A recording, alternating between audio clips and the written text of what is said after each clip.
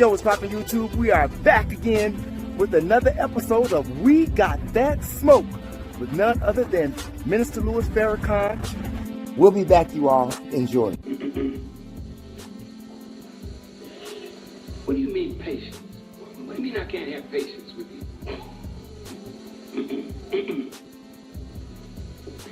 you? In order to be patient, you got to be able to suffer long with something or someone. Moses said, the wise man said to Moses, you can't have patience with me. And then he asked him a question. And how can you have patience in that whereof you don't have a comprehensive knowledge?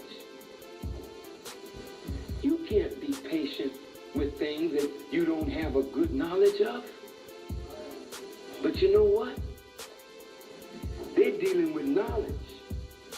But the man didn't have knowledge. He didn't have faith either. Because you don't always know, but if you believe, you will walk on until knowledge comes.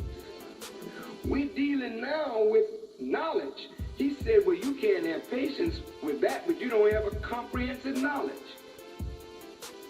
And then Moses said, if Allah please, you will find me patient, neither shall I disobey you in anything. Then the wise man said, if you would follow me, question me not about anything until I myself speak to you about it. Don't question me now. Walk with me and don't bother me with questions until I raise the thing to you. Moses agreed to the term. And you know what? They set out and they embarked in a boat.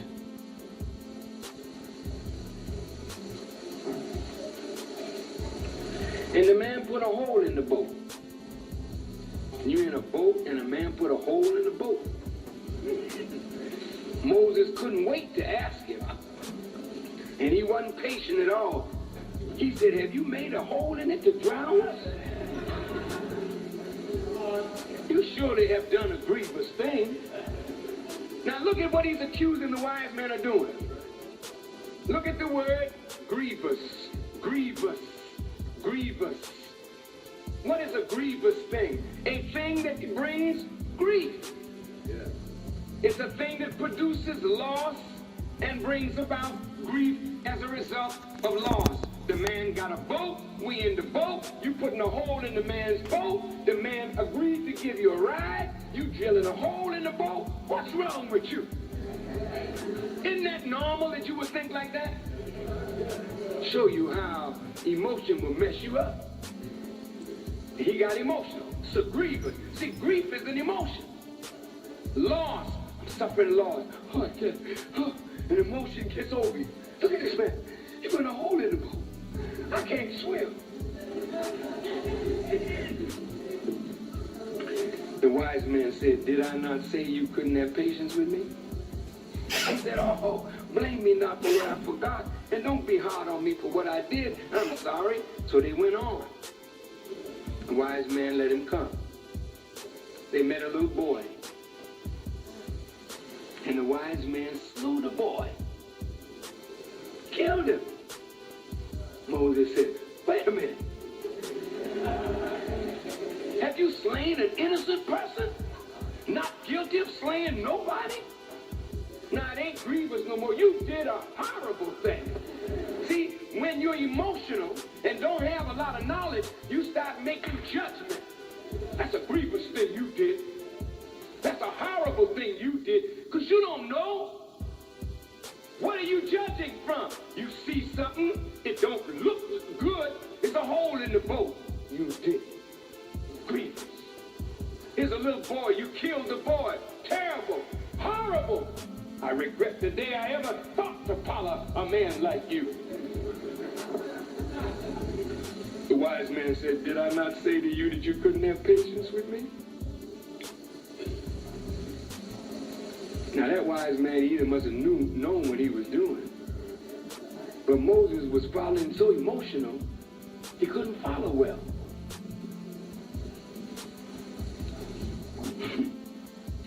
Well, they went on. They came to a people of a town. They asked the people for food, but they refused to entertain the people, entertain the wise man and Moses as guests. And as they walked on, they found a wall which was on the point of falling. So the wise man put the wall into a right state. Moses said, if you had wished, you could have gotten paid for that. You asked them for some food, they didn't want to feed you. You see a wall broke down, you go fix the wall. You didn't even ask the people for some food and some money. You see us here hungry? What the hell is wrong with you? You wise or fool? Of course, I'm adding to it, you know what I mean? But that's... make it plain. That's these Negroes popping up out of the book. So the wise man said, well, this is the parting between me and you. We're gonna break company now. And let me tell you something, brothers and sisters. When you deal emotionally, when you're trying to follow God, at a certain point, you're going to have to part company with God. And God will part company with you.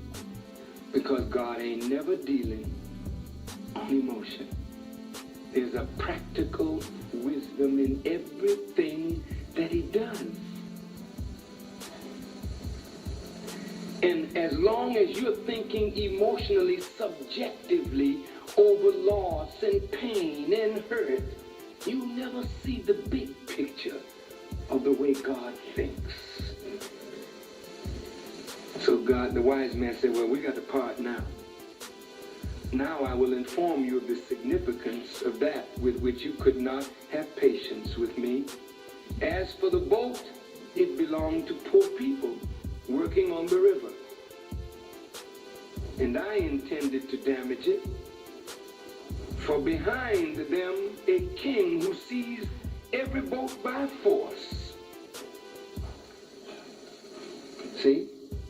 I saw what you didn't see. A king was coming, seizing boats by force. These were poor people who used their boat. I put a hole in the boat so the boat would sink, so that when the wicked king who was confiscating boats came, they wouldn't lose their boat. And when the wicked king passed over, he could go and get his boat, patch the hole, and sail on. But see, you couldn't have patience with me because you couldn't see. And you didn't believe enough in me to walk. And so you became emotional and got lost. He said, as for the boy, he said, his parents were believers, and we feared lest he should involve them in wrongdoing and disbelief. So we intended that their Lord might give them in his place one better in purity and nearer to mercy. A brother said, I heard that a brother said, when a question was asked, would you die for the minister?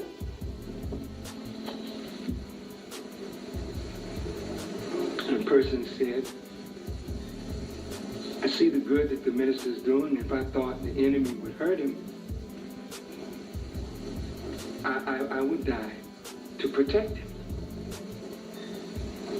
And you don't die for him, you die for your children. You don't even know the minister.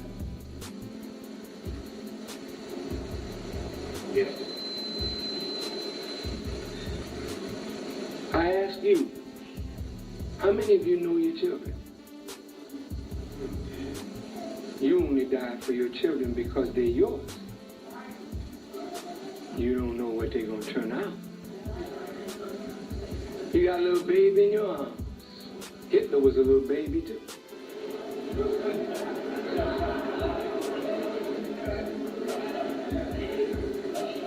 Every evil demon on earth was a baby once. They cooled and they cute. Hey, you don't know what you're holding. You don't know what you're rocking. You hope you're rocking some child of consequence. But God knows what your child is. Look at what the Quran says. I created you in the womb. And one of you is a believer. And the other is a disbeliever. You don't know when you have a baby which one is and which one isn't. God knows. So if God saw righteous parents bringing forth a child that would bring them to grief and cause them to be involved in wrongdoing, many of you don't even have the courage to speak to your children properly when they're involved in wrongdoing, and sometimes even in your goodness, you're weak and your children involve you in wrongdoing. Mama, it's true. I'm out there selling drugs, Mama. But they gonna buy it from somebody, Mama. I see you here scuffling, Mama. Praying all the time for some money. Well, here I come, Mama, with the answer to your prayers. I just made $700 selling some crack. Here, Mama, you got 5. I'll take 2. Mama said, now, boy, you know you shouldn't do that, but I'll take the 5. I'm going to pray for you, boy, but I got to pay this rent. See how a righteous mother, because of poverty and straightness of means and condition, can be led into sin by a wayward son. Anytime you take the money, you're involved in unrighteousness. You're encouraging your boy to continue in a path, even if your poor reject the money. For the principle of righteousness is bigger than the money, and trusting God to bring you money in a more righteous way. Yeah.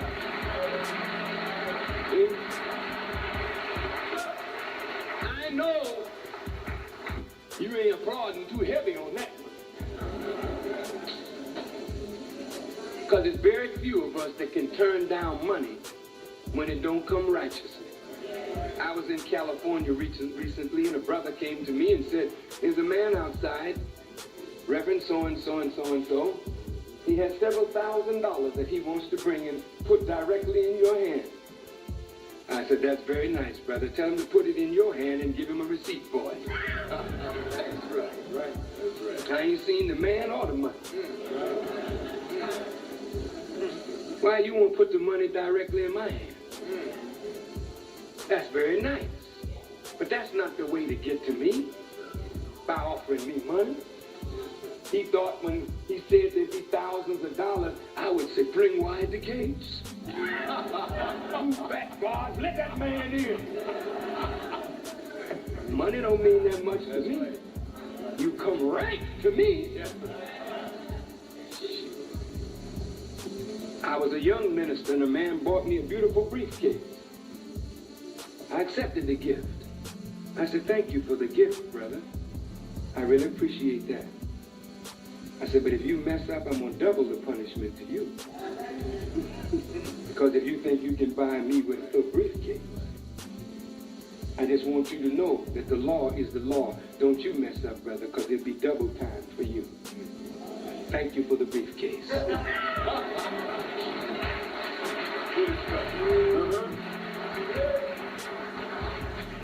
You can't be like God and let nobody buy you. You can't buy God. God is not a whore. And any man or woman that is a whore, you're not of God. You gotta be right and stand up for a righteous principle. And don't bend on that principle, die on that principle before you let somebody make you give up what is right for a few dollars. My son was with me when I was talking with them in Saudi Arabia. Billionaires. And I talked to them like I had the money. And they were poverty stricken. I said, I ain't come here to beg you for nothing. Allah is sufficient for me. I say you got wealth now, but it can be taken from you in the twinkling of an eye. Did I say so? Yes, sir. See, when you try to make me a prostitute, that's when you make me rise up, or the God in me. I don't like that. I don't like nobody to think you can buy me with nothing. No. And that's the way you gotta be. If you want freedom, liberation, you don't let nobody take you off your goal for some trinket.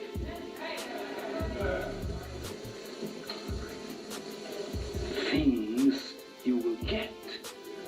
But once you give up a principle, you get the thing, but you're very unhappy.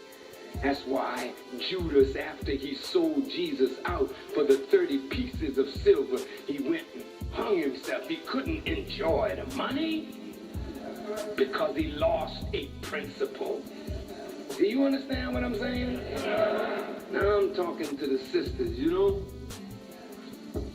Your virtue is more valuable than any price that any man can give. Your virtue is more valuable than any price that any man can give. And you must never compromise the principle upon which your virtue is based until and unless there's a firm commitment to you. You understand what I'm saying? Because usually, when a man can get to you without a commitment, and he don't think nothing of you, and he walks away from you, and then treats you like dirt,